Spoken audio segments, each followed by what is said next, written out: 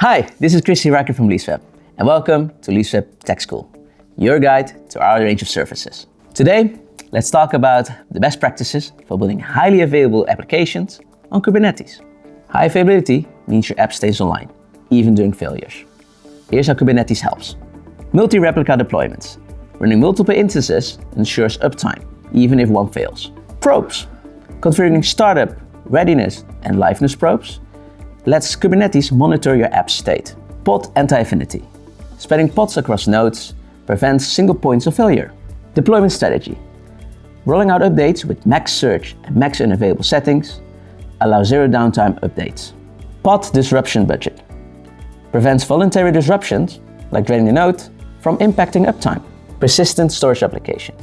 Ensures data availability even if a node goes down. By following these best practices, you can minimize downtime and keep your apps running reliably. So there you have it. Kubernetes makes high availability easy with built-in automation and failover mechanisms. Thank you for watching. See you next time.